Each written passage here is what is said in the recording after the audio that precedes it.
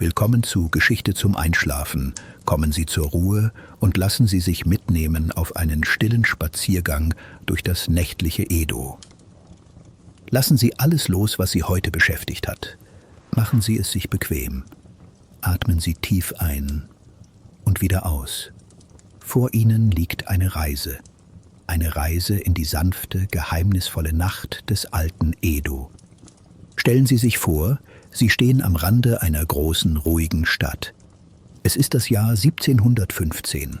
Edo, die Stadt der Samurai und Händler, der Gärten und Tempel, breitet sich in alle Richtungen aus. Die Sonne, ein blasser, orangeroter Kreis am Horizont, versinkt langsam hinter den fernen Hügeln. Ein silbriger Nebel schwebt über dem Sumida-Fluss, als würde die ganze Stadt von einem weichen Tuch eingehüllt werden. Sie hören das ferne Kreischen einer Krähe, das sanfte Murmeln der Strömung. Die Luft ist mild, riecht nach feuchtem Holz, Reisstroh und Kirschblüten. Vereinzelt steigen dünne Rauchfahnen aus den Kaminen auf, die letzten Vorbereitungen für das Abendmahl. Mit dem Sonnenuntergang verblasst die Betriebsamkeit. Die Straßen, die noch vor einer Stunde von den Stimmen der Marktleute, dem Rollen von Karren, dem Lachen spielender Kinder erfüllt waren, werden nun leiser. Ein neuer Rhythmus zieht ein. Langsamer, behutsamer, geprägt von der Ruhe der Nacht. Jetzt beginnt das Ritual des Lichts. Männer in schlichten Kimonos treten aus den Häusern, entzünden Papierlaternen mit langen Holzstäbchen. Ein warmes, goldenes Licht breitet sich aus, tanzt an den Wänden aus Lehm und Holz. Die Laternen schaukeln im Wind, werfen zarte Muster auf die Steine und das Pflaster der engen Gassen. Sie gehen langsam eine dieser Gassen entlang. Ihre Schritte sind kaum zu hören auf dem glatten Stein. Aus den offenen Fenstern dringen leise Stimmen. Jemand liest ein Gedicht vor. In einer anderen Stube spielt ein Kind mit einer Holzpuppe. Das Leben verlangsamt sich, wird sanft, wird still. Am Straßenrand zwischen zwei hölzernen Häusern erkennen Sie eine kleine Brücke. Unter ihr fließt ein stiller Bach. Das Wasser reflektiert das Licht der Laternen wie flüssiges Gold. Ein alter Fischer legt sein Boot an. Mit ruhigen Bewegungen entlädt er seinen Fang, grüßt die Nacht mit einem leisen Nicken. Weiter entfernt, hinter schmalen Gassen und versteckten Hinterhöfen, blühen die letzten Kirschbäume. Ihre Blütenblätter lösen sich und schweben in Zeitlupe zu Boden, eine Erinnerung an die Schönheit des Vergänglichen. Ein Nachtwächter erscheint. Er trägt einen Mantel aus Reisstroh, hält einen langen Stab in der Hand. Langsam schreitet er durch die Gasse, sein Schritt gemessen, sein Blick wachsam. Mit einem Holzklöppel schlägt er leise auf einen Balken, ein beruhigendes, gleichmäßiges Klopfen, das der Stadt Sicherheit verspricht. Und überall, hinter Wänden und Türen, bereiten sich die Menschen darauf vor, zur Ruhe zu kommen. Sie versammeln sich um kleine Mahlzeiten, teilen Geschichten, beenden den Tag mit Tee und stiller Dankbarkeit. Vielleicht hören Sie das entfernte Läuten einer Tempelglocke, tief, beruhigend, wie ein letzter Gruß an den Tag. Über ihnen funkelt nun der Nachthimmel, klar und ruhig, übersät von leisen Sternen. Ein seltener Vollmond hängt über den Dächern, hüllt Edo in sein sanftes Licht. Setzen Sie sich in Ihrer Vorstellung auf eine Stufe vor ein einfaches Haus. Spüren Sie, wie die Kühle der Nacht auf Ihrer Haut liegt, wie der Duft von Holz und Fluss Ihre Sinne umhüllt. Lassen Sie alle Sorgen los. Hier, in dieser Zeit, gibt es nur das Jetzt. Nur die ruhige, friedliche Nacht, die langsam und gleichmäßig in die Stadt einzieht. Machen Sie es sich bequem. Mit jedem Atemzug werden Sie ruhiger, mit jedem Bild mehr eins mit der Nacht von Edo. Bereiten Sie sich darauf vor, einzutauchen in diese vergangene Welt. Eine Welt, in der das Leben bei Nacht nicht von Hast, sondern von Stille und Einkehr geprägt ist. So beginnt unsere Reise, mit offenen Sinnen, in vollkommener Ruhe, getragen vom Rhythmus der alten Stadt. Die Nacht liegt vor uns, still, geheimnisvoll, wunderschön. Die Sonne steht nun tief am Himmel. Ihre letzten goldenen Strahlen berühren noch einmal die Schindeln der Dächer, spiegeln sich in den Fenstern der Stadt. Langsam wandern die Schatten, dehnen sich aus, kriechen in jede Gasse, in jeden Hinterhof. Es ist der Moment, in dem der Tag in die Nacht übergeht. Still und beinahe unbemerkt. In Edo geschieht dieser Übergang in ganz eigenem Rhythmus. Die Straßen, so lebhaft noch am Nachmittag, beginnen sich zu leeren. Markthändler verstauen behutsam ihre Körbe, sortieren die letzten Stücke Obst und Gemüse, decken ihre Stände mit groben Leinentüchern ab. Sie werfen sich letzte freundliche Worte zu, dann verschwinden sie langsam in den Seitengassen. Die Luft verändert sich. Wo eben noch die Wärme der Sonne lag, zieht nun eine kühle Brise auf. Der Duft von Reisstroh, Holzrauch und feuchtem Stein vermischt sich mit den ersten Essensdüften, die aus den Häusern entweichen. Ein Hauch von Miso, gegrilltem Fisch, fermentiertem Gemüse. Die Gassen werden von Schatten verschluckt. Hier und da huscht noch eine Gestalt vorbei, ein Kind, das schnell nach Hause läuft, eine Frau, die Wasser vom Brunnen holt. Die Geräusche werden leiser, das Klappern von Holzsandalen auf dem Pflaster, das Rauschen eines Vorhangs im Wind, das sanfte Schließen einer Tür. All das wirkt nun gedämpft, als würde die Nacht einen schützenden Mantel über die Stadt legen. Langsam werden die Laternen entzündet. Erst die großen, runden Laternen an den Kreuzungen, dann die kleinen, eckigen Lichter an den Haustüren. Ein zarter, gelblicher Schein breitet sich aus, schiebt die Dunkelheit noch ein Stück zurück. Das Licht tanzt an den Holzwänden, wirft ruhige Schatten auf den Boden, lässt die Farben der Welt verblassen.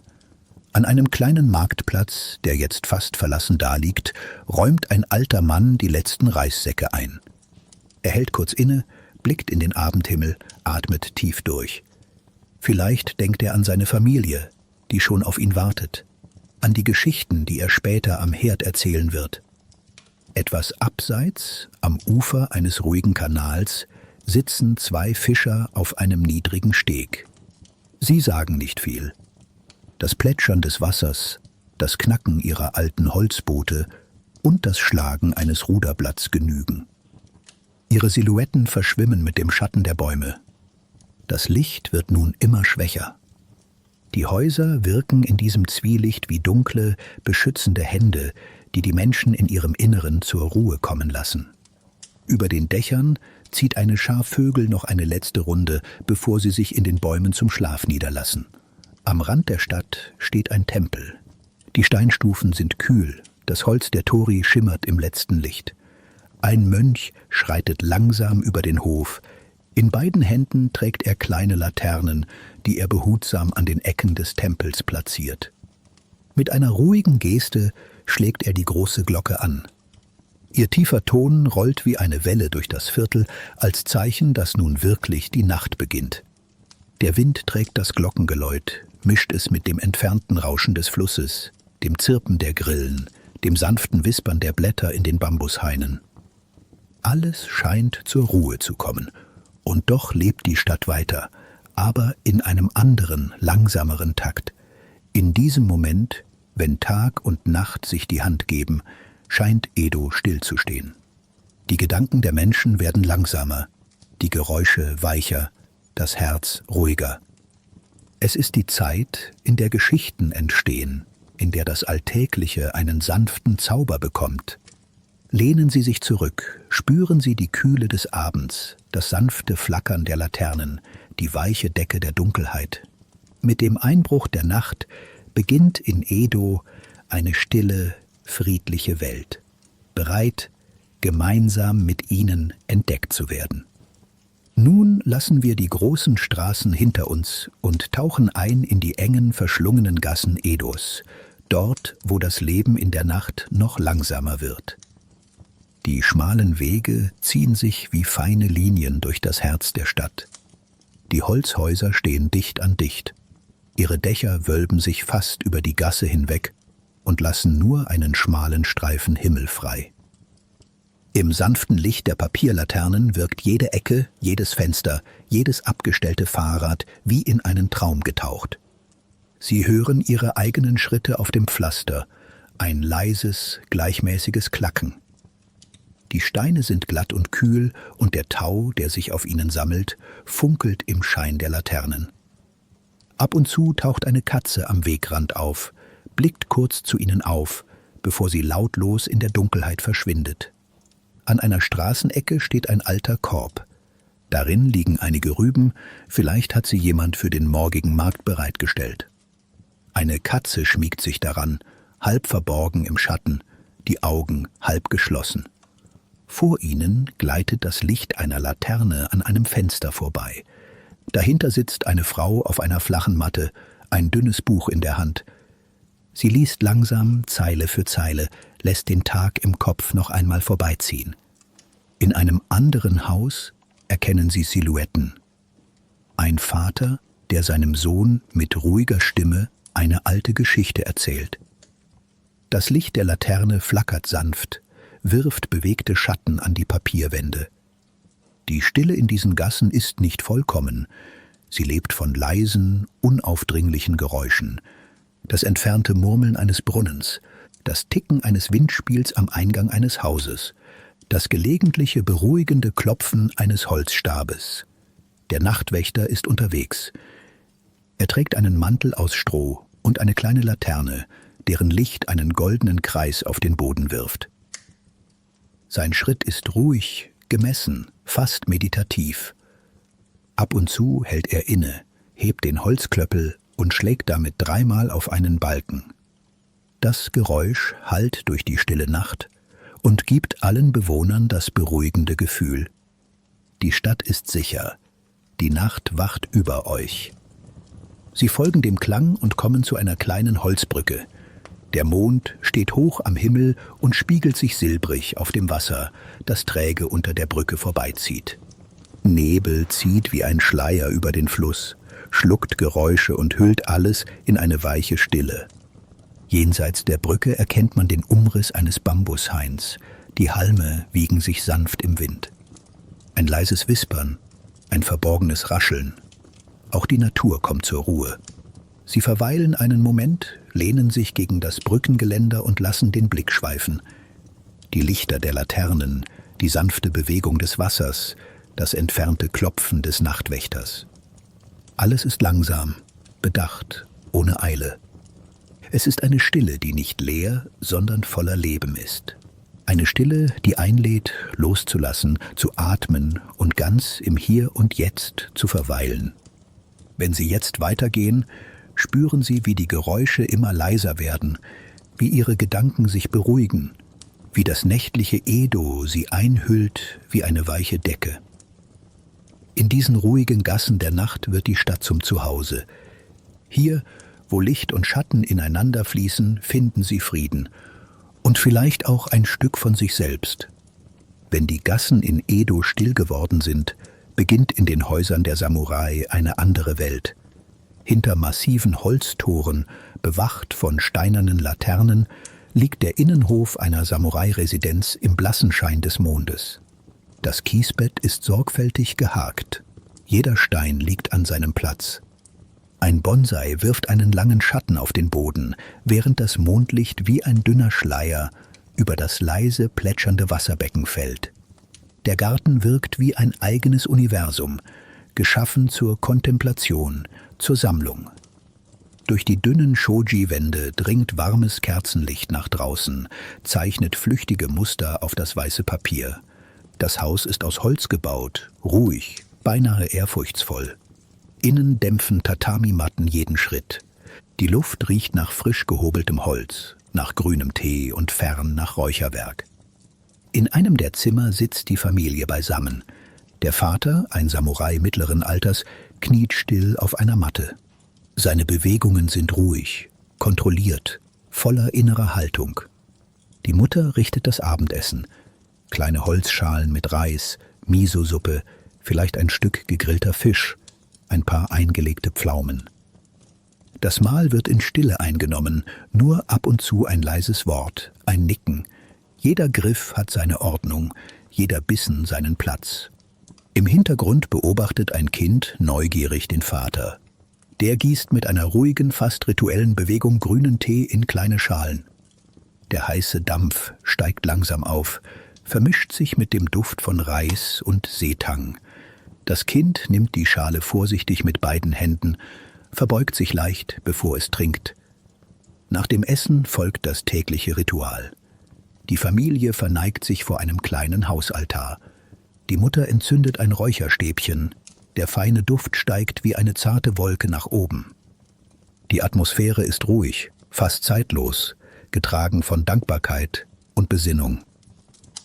Im Raum nebenan liegt ein Kalligraphiebild, darauf ein Schriftzeichen für Ruhe oder Ehre. Vielleicht setzt sich der Vater noch für einige Minuten an seinen niedrigen Schreibtisch, prüft eine Rolle Papier, kontrolliert das Schwert, das griffbereit, aber friedlich neben ihm liegt. Am Ende des Abends, wenn das Kerzenlicht noch schwächer geworden ist, öffnet jemand langsam die Shoji-Tür. Draußen glänzt der Kiesgarten im Mondlicht, der Wind spielt mit den Blättern des Bambus.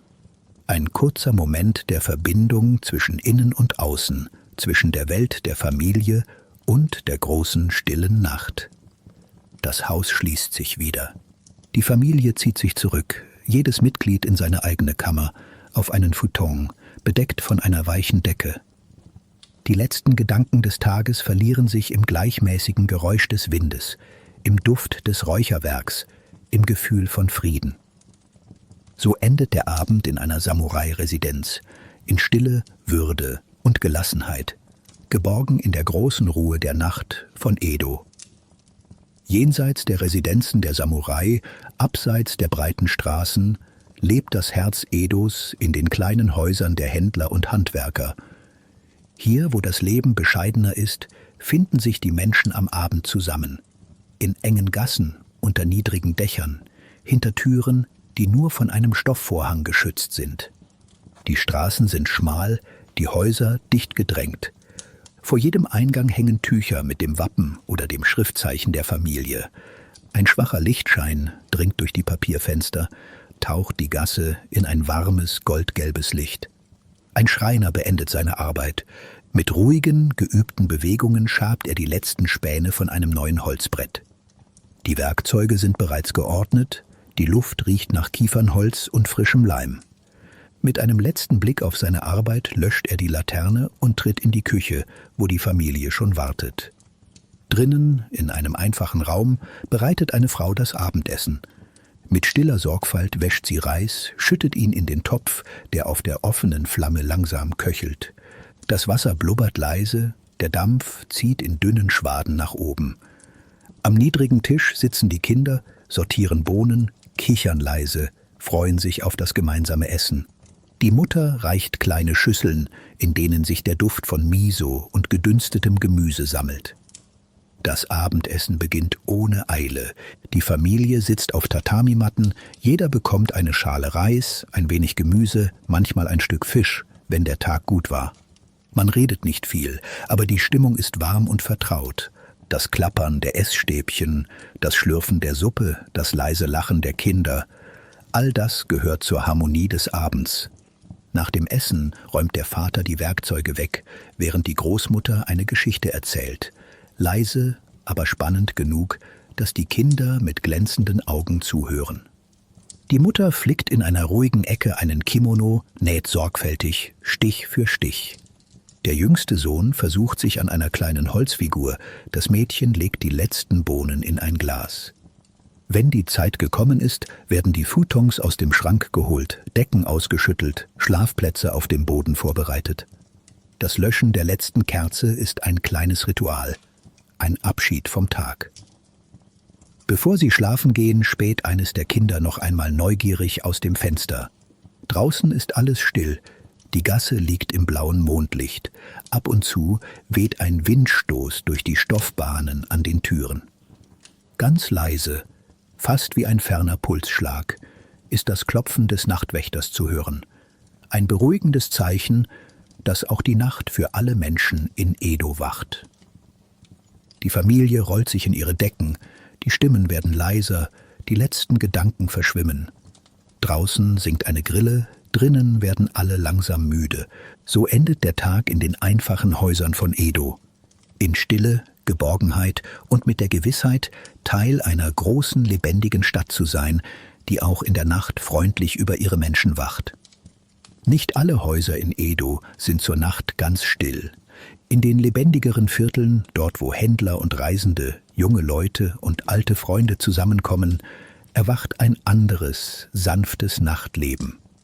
Sie schlendern durch eine schmale Straße, über deren Eingang bunte Papierlaternen baumeln. Ihr Licht taucht die Gasse in warme, goldene Töne, lässt Schatten tanzen und Gesichter freundlich erscheinen. Vor einem Sake-Haus sitzen 2 Männer auf niedrigen Bänken, stoßen mit kleinen Schalen an, sprechen in gedämpften Stimmen über ihren Tag. Manchmal lacht einer auf, doch das Lachen verschmilzt sogleich mit der Ruhe der Nacht. Die Tür einer Taverne steht halb offen. Im Inneren sitzen Gäste an niedrigen Tischen, trinken Reiswein, genießen einen kleinen Imbiss aus gebratenem Fisch, Gemüse oder eingelegten Pflaumen. Frauen in bunten Kimonos servieren höflich. Der Duft von Sojasauce und Sesam liegt in der Luft. Die Gespräche sind leise, voller Rücksicht. Jeder ist Teil des Ganzen und doch in sich selbst versunken. Ein paar Schritte weiter stoßen sie auf einen Imbissstand. Der Grill zischt, der Rauch dreht sich in kleinen Spiralen in den Nachthimmel. Der Händler wendet Spieße aus Fisch und Gemüse, bietet eine Kostprobe an. Jemand bedankt sich mit einem leisen Arigato. Kinder naschen gebratene Reisbällchen, ihre Stimmen klingen für einen Moment durch die Gasse und verklingen dann schnell wieder. Manchmal gibt es kleine Aufführungen am Rand eines Platzes. Ein alter Musiker zupft sanft an seiner Chamisen, spielt eine Melodie, die an Regen im Frühling erinnert. Daneben zeigt ein Jongleur seine Kunst, lässt kleine Steine und Bälle im Licht der Laternen tanzen. Eine kleine Gruppe Kinder beobachtet das Schauspiel gebannt. Die Erwachsenen lächeln still dazu. Die Vergnügungsviertel Edos sind keine Orte von Lärm und Hektik, sondern Räume des sanften Miteinanders. Die Gassen leuchten im Schein der Laternen, doch es gibt keinen Tumult. Paare flanieren langsam am Flussufer, Freunde unterhalten sich auf leisen Sohlen, ein alter Mann liest ein Gedicht am Fenster seines Ladens. Mit zunehmender Stunde werden die Stimmen noch sanfter, die Lichter weniger. Eine kleine Gruppe Freunde verabschiedet sich, verbeugt sich höflich, wünscht eine ruhige Nacht. Ein Händler kehrt langsam den Eingangsbereich seines Geschäfts, der Besen streift sacht über das Pflaster. Bald bleibt nur noch das leise Flackern einiger Laternen, der ferne Klang einer Chamisen und das Gefühl, dass die Nacht wie eine weiche Decke über das Viertel gelegt wird. Die letzten Besucher machen sich auf den Heimweg. Die Straßen leeren sich, das Nachtleben löst sich sanft auf. Und Edo sinkt allmählich in eine noch tiefere, friedlichere Ruhe. Wer auf den Straßen von Edo reist, braucht irgendwann einen Ort zum Ausruhen, einen Hafen für die Nacht. An den Rändern der Stadt, aber auch in ihren belebteren Vierteln, laden Gasthäuser und kleine Herbergen die Reisenden ein, innezuhalten. Sie gehen einen schmalen Pfad entlang, begleitet vom silbernen Schein des Mondes. Vor ihnen steht ein einfaches Gasthaus, sein Dach tief gezogen, aus Holz gebaut, ein leuchtendes Zeichen der Gastfreundschaft in der Dunkelheit. Über der Tür baumelt eine Laterne, wirft tanzende Schatten auf den steinigen Weg. Ein schlichtes Schild, handgemalt, trägt den Namen der Herberge. Im Eingangsbereich empfängt sie ein älterer Wirt, sein Gesicht freundlich, die Gesten langsam und ruhig. Sie ziehen die Schuhe aus, stellen sie sorgfältig neben die anderer Gäste. Der Bambusvorhang bewegt sich im Wind, das Holz der Schwelle fühlt sich kühl an. Das Zimmer, das ihnen zugewiesen wird, ist einfach, aber sauber. Tatami-Matten bedecken den Boden, auf einer Seite liegen gefaltete Futons bereit, ein kleines Kissen, eine dünne Decke. Sie legen ihr Reisebündel ab, streichen über den weichen Stoff, hören das leise Knarren der Dielen, das entfernte Plätschern eines Bachs hinter dem Haus. Im Gemeinschaftsraum sitzen andere Gäste um einen niedrigen Tisch, trinken heißen Tee, teilen sich kleine Reisgebäckstücke. Das Licht ist gedämpft, auf dem Tisch steht eine kleine Öllampe, Ihr Schein schimmert im Porzellan der Teeschalen. Man spricht wenig, und wenn, dann leise, fast flüsternd, aus Rücksicht auf die Müdigkeit aller Anwesenden. Manchmal entsteht ein stilles Gespräch zwischen zwei Reisenden. Sie erzählen sich Geschichten von der Straße, vom fernen Meer, von Bergen und Städten, die sie besucht haben. Die Stimmen sind sanft, brechen die Ruhe der Nacht nicht, sondern fügen sich in sie ein wie das Plätschern des Wassers draußen. Der Wirt räumt leise Geschirr ab, füllt die Teekanne wieder, lächelt milde und zieht sich zurück. Draußen zirpen die Grillen, ab und zu klappert ein Bambusrohr im Wind, als wolle es die Gäste daran erinnern, dass die Welt weitergeht, während sie hier ruhen. Wenn sie sich schließlich für die Nacht ausstrecken, fühlt sich das Feuilleton weich und kühl an. Sie hören das entfernte Gespräch der letzten Gäste, das beruhigende Knistern einer Laterne und das stetige Rauschen des Bachs. Ein letzter Blick aus dem Fenster zeigt die mondbeschienene Landschaft. Felder, auf denen sich der Nebel sammelt, Bäume, deren Schatten sich über den Weg legen, das Gasthaus selbst wie eine kleine Insel aus Licht und Wärme inmitten der weiten, ruhigen Dunkelheit. Hier, in der einfachen Geborgenheit einer Herberge, finden die Reisenden nicht nur einen Ort zum Schlafen, sondern auch ein Gefühl von Frieden, Sicherheit und Verbundenheit. Mit der Nacht, mit Edo und mit sich selbst. Inmitten der weiten, ruhigen Stadt Edo gibt es Orte, die besonders heilig erscheinen, wenn die Nacht über die Dächer sinkt. Tempel und Schreine, jahrhundertealte Inseln der Stille, der Andacht und des inneren Friedens. Ein Tempelhof liegt verborgen hinter hohen Kiefern. Eine breite Steintreppe, von feuchtem Moos überzogen, führt zu einem gewaltigen roten Torii-Tor. Der Wind trägt den Duft von Nadeln und feuchter Erde, während der Mond wie eine Laterne über den Tempel wacht. Die Steinlaternen entlang des Weges werfen schwaches Licht auf den Kies. Es ist ein Licht, das nicht blendet, sondern alles noch stiller macht. Schatten tanzen über den Weg, während Nebelschwaden langsam durch den Hof ziehen. Manchmal sitzt am späten Abend ein einzelner Mönch am Rand des Heiligtums, die Hände zum Gebet gefaltet, das Gesicht dem Mond zugewandt. Der Tempel ist nun fast leer. Der große Hauptraum liegt im Halbdunkel. Auf einem schlichten Altar ruhen goldene Figuren, flankiert von frischen Blumen und kleinen Öllampen, deren Flammen ruhig flackern. Ein Besucher betritt lautlos die Halle, verbeugt sich tief. Er zündet ein Räucherstäbchen an, beobachtet, wie sich der Rauch in einer feinen Spirale in die Höhe windet. Der Duft füllt den Raum, weich und würzig, beruhigt den Atem. Der Besucher kniet, schließt die Augen, murmelt ein Gebet. Für die Familie, für die Ahnen, für eine friedliche Nacht. Draußen, auf dem Platz vor dem Tempel, hebt ein Mönch einen schweren Holzklöppel und schlägt die große Glocke an. Der Ton ist tief, rund, beinahe körperlich spürbar. Er rollt wie eine Welle durch die Nacht, trägt die Gedanken der Menschen davon und bringt sie zugleich ins Hier und Jetzt zurück.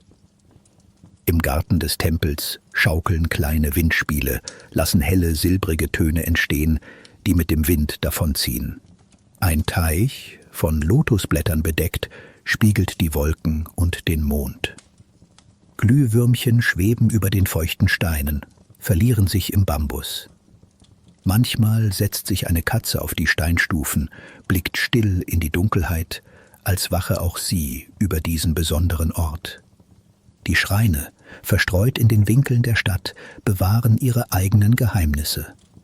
Ein kleiner Fuchsschrein mit roten Bändern und Wunschzetteln flackert im Laternenlicht.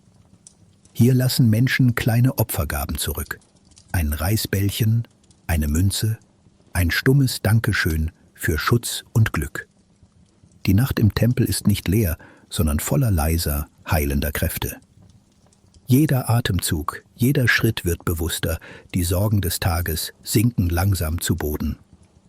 Am Ende bleiben nur noch die Geräusche der Natur, das Schaukeln der Windspiele, das ferne Plätschern des Wassers und das Gefühl, dass in der Dunkelheit etwas Behütendes liegt. So finden die Menschen in Edo, auf dem Heimweg oder beim Innehalten im Tempel, einen Moment der Ruhe. Die Nacht nimmt alles Helle und Schwere auf, verwandelt es in Stille, in Frieden und in einen neuen Anfang am kommenden Morgen. Mitten in der Nacht, wenn Edo in Stille gehüllt ist, ziehen vereinzelt Nachtwächter durch die dunklen Straßen. Ihr Dienst ist unauffällig, fast unsichtbar, aber doch beruhigend. Sie sind die unsichtbaren Hüter des nächtlichen Friedens.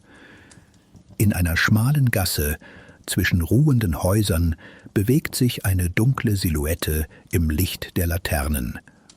Der Nachtwächter trägt einfache Kleidung, einen weiten Strohhut, in der Hand eine kleine Papierlaterne, die einen warmen Lichtkreis auf den Boden wirft.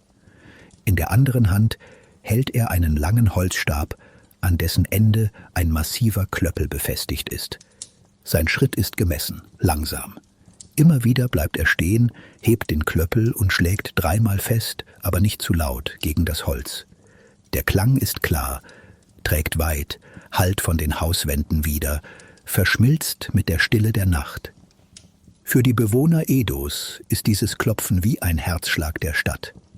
Ein Zeichen, dass jemand wacht, dass Sicherheit da ist, auch wenn die Welt schläft. Drinnen in den Häusern lauschen Kinder dem Klang, fühlen sich geborgen. Eltern wissen, alles ist ruhig. Der Wächter ist da. Der Nachtwächter prüft auf seinem Weg Türen und Fensterläden.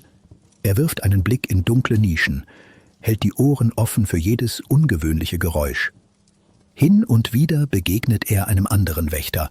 Ein stilles Nicken, ein kurzer Austausch von Neuigkeiten, dann geht jeder wieder seine eigene Route. An manchen Ecken stehen kleine Kohlenpfannen, in denen ein Feuer glimmt. Hier wärmen sich die Wächter für einen Moment, sprechen leise, tauschen Worte über die Nacht, das Wetter, das Viertel. Dann geht es wieder hinaus in die Dunkelheit. Das Klopfen hallt weiter, wandert durch die Gassen, wird leiser, je weiter der Wächter sich entfernt. Die Laternen schwingen im Wind, werfen zitternde Muster auf die Wände. Nach dem letzten Schlag kehrt die Ruhe zurück, doch das Gefühl von Sicherheit bleibt. Die Nachtwächter sind die stummen Hüter einer friedlichen Stadt. Ihre Gegenwart ist unsichtbar, aber unverzichtbar. So wie die Nacht sich schützend um Edo legt, so sorgen sie dafür, dass in den Häusern ein tiefer, ruhiger Schlaf möglich ist. Wenn das Klopfen in der Ferne verhallt, bleibt nur noch das gleichmäßige Atmen der schlafenden Stadt und die stille Zuversicht, dass bis zum Morgengrauen alles wohlbehütet ist. Mitten in der Nacht, wenn die meisten Menschen schlafen und Edo scheinbar still geworden ist, entfaltet sich eine eigene, fast magische Klangwelt. Jetzt, in der tiefsten Dunkelheit, erwacht die Stadt auf eine neue, sanfte Art, durch die Geräusche der Mitternacht. Die Dächer ruhen silbern im Mondlicht. Über die Stadt legt sich ein dünner Schleier aus Nebel. Lichtpunkte von Laternen flackern einsam in den Gassen. Doch wer genau hinhört, bemerkt, die Nacht ist nicht stumm, sie ist voller leiser, tröstlicher Töne. Auf dem feuchten Kopfsteinpflaster hallen noch ganz entfernt die letzten Schritte eines Nachtwächters nach. Der Tau glitzert im Licht, und es ist, als atme die Stadt langsam und tief. Am Ufer des Sumida-Flusses rauscht das Wasser stetig dahin. Die Wellen plätschern sanft gegen das Holz kleiner Anlegestellen. Im Schilf zirpen Grillen, fast so, als würden sie miteinander flüstern. Ab und zu platscht ein Fisch an die Oberfläche, kleine Kreise ziehen sich über das glatte Wasser. In den Hinterhöfen wiegt der Nachtwind die schlanken Bambushalme. Ihr Rascheln ist weich und beruhigend, fast wie das sanfte Streicheln einer Hand. Ein Windspiel klingelt leise im Takt der Luft. Seine Töne klingen wie entfernte Erinnerungen. Die meisten Häuser schlafen. Durch dünne Papierwände dringt das leise Atmen einer Familie. Ein Kind seufzt zufrieden im Traum. Manchmal hört man das leise Glucksen eines Babys. Alles ist eingehüllt in Wärme, Geborgenheit und Nacht. Dann, ganz entfernt, klingt noch ein letzter Glockenschlag aus einem Tempel. Der Ton ist tief, fast unendlich langsam, rollt durch die schlafende Stadt, legt sich wie eine Decke über alles Lebendige. Manchmal bellt ein Hund, als wolle er das Schweigen nicht ganz lassen. Ein Frosch am Teich ruft in die Nacht. Doch all diese Töne fügen sich zu einer Melodie, die den Herzschlag Edos in der Mitternacht widerspiegelt. Diese Geräusche erzählen Geschichten von Ruhe und Sicherheit, von Nähe und Geborgenheit, von einer Stadt, die auch im Schlaf lebt und atmet. Vielleicht öffnet jemand ein Fenster, lauscht hinaus in die Nacht, lässt sich von den Klängen beruhigen und sinkt dann wieder in den Schlaf, getragen vom Klangteppich der Mitternacht. Edo schläft, doch die Nacht ist nie ganz still. Sie ist voller sanfter Stimmen, die den Traum behüten und den Morgen ankündigen. Die Nacht ist nun ganz über Edo hereingesunken. Die Gassen sind leer, nur das blasse Licht des Mondes malt noch Muster auf die Dächer der schlafenden Stadt. Aus den Häusern dringt kaum noch ein Ton. Nur das leise Atmen, ein zufriedenes Seufzen, hin und wieder ein Flüstern im Traum. In einem kleinen Haus liegen Mutter, Vater und Kinder nebeneinander auf weichen Futons. Die Decken werden noch einmal zurechtgezogen, ein letzter liebevoller Blick, eine sanfte Berührung an der Stirn. Das Kind dreht sich noch einmal, murmelt ein paar Worte, dann schließen sich die Augen und die Gedanken schweben langsam in das Land der Träume. Manche Menschen liegen noch einen Moment wach. Ein junger Mann schaut hinaus auf den Nachthimmel, beobachtet die wandernden Wolken, denkt an den vergangenen Tag, an eine Begegnung auf dem Markt, an ein freundliches Lächeln, an eine kleine Sorge, die sich jetzt schon leichter anfühlt. Sein Atem wird ruhiger, der Körper schwer, die Gedanken lösen sich langsam, bis auch er hinübergleitet in den Schlaf. In einer Samurai-Residenz wird das letzte Licht gelöscht. Der Vater legt das Schwert zur Seite, verneigt sich noch einmal vor dem Hausaltar. Er denkt an die Ahnen, an seine Familie, an die Pflicht und an den Frieden, der diese Nacht über alles legt. Dann legt auch er sich nieder, eingehüllt in Stille, bereit, neue Kraft zu schöpfen. Die Nacht ist wie eine weiche Decke, die sich über jede Sorge, jede Rastlosigkeit legt. Die Träume der Menschen in Edo sind voller Bilder.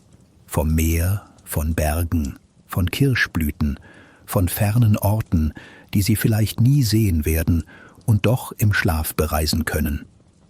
Ein Kind lacht leise im Traum, die Mutter lächelt selbst im Schlaf. Der Fluss fließt ruhig weiter, der Wind rauscht sanft in den Bambushainen, doch drinnen in den Häusern ist nun alles zur Ruhe gekommen. Das letzte Licht verlischt, die Laternen draußen sind nur noch als matte Punkte am Horizont zu sehen. Über den Dächern glitzern die Sterne und Edo atmet ganz leise, ganz gleichmäßig. Wie eine große, schlafende Familie. Die Nacht behütet jeden Einzelnen, schenkt neue Kraft und hält die Träume sanft in ihrer Hand. Gleich beginnt ein neuer Tag, doch noch für viele Stunden bleibt alles in friedlichem Schlaf. Alles ist gut, die Stadt ruht und mit ihr alle Gedanken. So geht die Nacht über Edo langsam zu Ende. Die Stadt liegt noch eingehüllt in weichen Nebel, das Mondlicht schwindet und der erste Schimmer des Morgens tastet sich zögernd über die Dächer. Die Straßen sind leer, die Häuser schlafen. Nur ganz vereinzelt brennt noch ein Licht hinter Papierwänden, vielleicht bei einem Fischer, der früher aufsteht, oder bei einem alten Mann, der den Tag mit einem stillen Gebet beginnt. Alles ist ruhig. Die Gärten tragen Tau auf ihren Blättern, der Fluss spiegelt noch einmal den blassen Himmel, bevor der Tag beginnt. Die Tempel stehen im ersten Morgenlicht, noch umhüllt von der letzten Stille der Nacht. Die Schreine bewahren ihre Geheimnisse, behüten die Wünsche, die in der Dunkelheit geflüstert wurden. Langsam, ganz langsam erwacht die Stadt. Ein Hahn kräht in der Ferne. Ein Fenster wird vorsichtig geöffnet. Der Wind trägt den Duft von Erde und frischem Wasser durch die Gassen. Aber noch herrscht diese besondere Ruhe, die nur der Übergang von Nacht zu Tag kennt. In den Häusern regt sich das Leben, die ersten Träume lösen sich auf, ein Kind reckt sich im Schlaf, die Mutter richtet die Decke zurecht, der Vater sammelt Kraft für einen neuen Tag. Edo hat in dieser Nacht Frieden gefunden. Die Schatten ziehen sich zurück, die Sorgen sind kleiner geworden, das Herz schlägt ruhig und gleichmäßig. Vielleicht spüren auch Sie, wie eine sanfte Müdigkeit Sie umhüllt, wie die Geschichten und Bilder der Nacht nachklingen, wie die Geräusche von Wasser, Wind und Glocken in Ihren Gedanken verweilen. Atmen Sie noch einmal tief ein und lassen Sie mit dem Ausatmen alle Unruhe los. Sie dürfen ruhen, dürfen schlafen, dürfen träumen, in dem Wissen, dass die Welt draußen behütet und ruhig bleibt. Und wenn Sie morgen erwachen, möge etwas von dieser Stille, von diesem Frieden noch in Ihrem Herzen sein. Gute Nacht und möge die Ruhe von Edo Sie sanft in den Schlaf begleiten.